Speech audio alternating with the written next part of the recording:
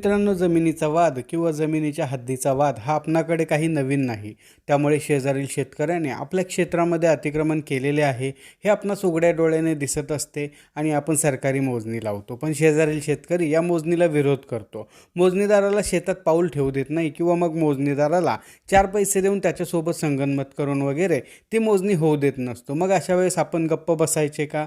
तर नाही. अशा परिस्थितीमध्ये कोर्ट कमिशन मोजणी हा पर्याय अत्यंत चांगला आणि कायदेशीर असा मानला जातो. त्यामुळे ही कोर्ट कमिशन मोजणी काय असते, आपणास कोर्टातून कोर्ट कमिशन मोजणी कशी मिळवता येते आणि त्याचबरोबर या मोजणीच्या वेळेस आपणास पोलीस मदत कशी मिळवता येते याबाबत सविस्तर माहिती आपण या व्हिडिओमध्ये घेणार आहोत. तेव्हा व्हिडिओ संपूर्ण पहा. त्याचबरोबर तुम्हाला आमच्यातर्फे कायदेविषयक सल्ला घ्यायचा असेल तर स्क्रीनवर दिसत असलेल्या मोबाईल नंबरवर व्हॉट्सॲप मेसेज करून तुम्ही कॉल बुक करू शकता. त्यासाठी नाममात्र सल्ला फी आकारली जाईल.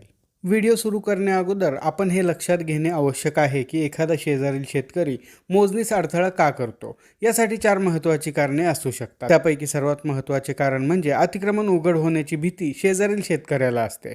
बघा, अनेक वेळा शेजाऱ्याने तुमच्या क्षेत्रामध्ये जाणीवपूर्वक किंवा अनावधानाने अतिक्रमण केलेले असते आणि जर मोजणी झाली तर हे अतिक्रमण नकाशावर दिसेल आणि त्यांना ही जमीन सोडावी लागेल. या भीतीने शेजारील शेतकरी मोजणीला विरोध करतात. शेजारील शेतकरी मोजणीस विरोध करण्याचे आणखीन एक महत्त्वाचे कारण म्हणजे मालकीची अपुरी कागदपत्रे आणि जुनी वहिवाट. अनेक वेळा शेजारील शेतकऱ्याकडे ते वहिवाटत असलेल्या जमिनीच्या मालकी हक्काचे कायदेशीर कागदोपत्री पुरावे नसतात आणि पूर्वापार आणि जुन्या चालत आलेल्या वहिवाटीनुसार ते जमिनीचा वापर करत असतात आणि मोजणी केल्यामुळे त्यांच्या ताब्यामध्ये असणाऱ्या क्षेत्रावर गदा येईल याकरिता देखील शेजारील शेतकरी मोजणीला हरकत घेत असतो.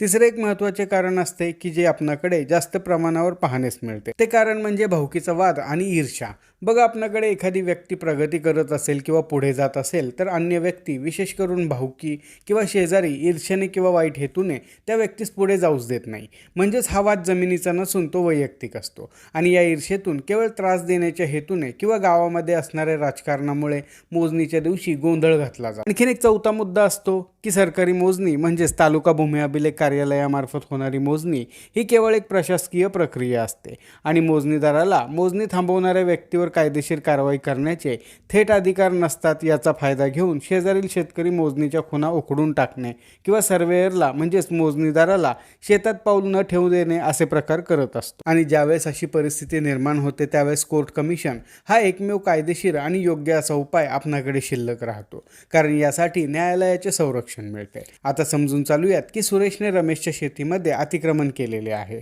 रमेशने विनंती करूनही असे अतिक्रमण काढून घेतले नाही तर रमेशला दिवाणी न्यायालयामध्ये सुरेश विरुद्ध अतिक्रमण काढून मिळण्यासाठी एक दिवाणी दावा दाखल करावा लागेल आणि या दाव्यामध्ये सुरेशने रमेशच्या क्षेत्रामध्ये किती आणि कोणत्या दिशेकडून अतिक्रमण केलेले आहे हे स्पष्ट होण्यासाठी कोर्टातर्फे मोजणी मागितली पाहिजे. ज्या मोजणीला आपण कोर्ट कमिशन मोजणी असे म्हणतात. बघा, साधारणपणे कोर्टाचे कामकाज मोजणी संदर्भाने वाद असेल म्हणजेच कोणत्याही प्रकारच्या अधिकार क्षेत्रामधील वाद असतील तर ते संपवणे हे असते. त्यामुळे स्वतः जागेवर जाऊन मोजणी करणे हे न्यायालयाचे काम कदापि नसते. परंतु मोजणी संदर्भाने काही वाद असेल तर निश्चितच कोर्टातर्फे कोर्ट कमिशन मोजणी नेमून दिली जाते. परंतु अशी कोर्ट कमिशन मोजणी होऊन मिळण्यासाठी पक्षकाराने तसा अर्ज कोर्टासमोर दाखल करून तो मंजूर करून घ्यावा लागतो. हा कोर्ट कमिशन नेमून मोजणी होण्यासाठीचा अर्ज वादिस दिवाणी प्रक्रिया संहिता 1908 चे कलम 75 अन्वये कोर्टासमोर द्यावा लागतो आणि हा अर्ज आपल्या चालू दाव्यामध्येच द्यावा लागतो. त्यानंतर निश्चितच प्रतिवादी वादीच्या कोर्ट कमिशनच्या अर्जाला विरोध करतो. मग अशा वेळेस वादीस कोर्टाला हे पटवून द्यावे लागते की कोर्ट कमिशनची नेमणूक का गरजेची आहे आणि कोर्ट कमिशनच्या मोजणीचा अहवाल अतिक्रमणाच्या दाव्याच्या अंतिम न्यायनिर्णयासाठी कसा महत्त्वाचा ठरेल. तर कोर्टातर्फे दोन्ही बाजूंचे म्हणणे व्यवस्थितरित्या ऐकून घेऊन कोर्ट कमिशनचा अर्ज मंजूर केला जातो. त्यानंतर वादीने कोर्ट कमिशनची फी वगैरे भरली की वादीस या मोजणी संदर्भाने सर्वतोपरी कागदपत्रे कोर्टाच्या संबंधित टेबल क्लर्ककडे जमा करावे लागतात आणि या कागदपत्रांमध्ये 7/12 उतारा असतो, जुना नकाशा असतो, त्याचप्रमाणे अन्य आवश्यक कागदपत्रे येतात. यानंतर भूमी अभिलेख कार्यालयामार्फत मोजणीची तारीख निश्चित केली जाते आणि प्रत्यक्ष जागेवर जाऊन त्या मोजणीची प्रक्रिया पूर्ण केली जाते. आता या प्रक्रियेदरम्यान प्रतिवादी मला मोजणीबाबत काही माहिती नव्हती असे म्हणू शकत नाही, कारण प्रतिवादीस कोर्टामध्ये हे प्रकरण सुरू असल्यामुळे तसेच मोजणीची नोटीस देखील दिली गेलेली असते. त्याचप्रमाणे जर प्रतिवादी या मोजणीस अडथळा करणार असेल किंवा जागेवर भांडणतंटा करणार असेल असे वाटत असेल तर रितसर कोर्टातर्फे आणि कोर्टाच्या आदेशाने पोलीस संरक्षण देखील घेता येते आणि पोलिसांच्या उपस्थितीत हद्दीसाठीच अशी मोजणी केली जाते।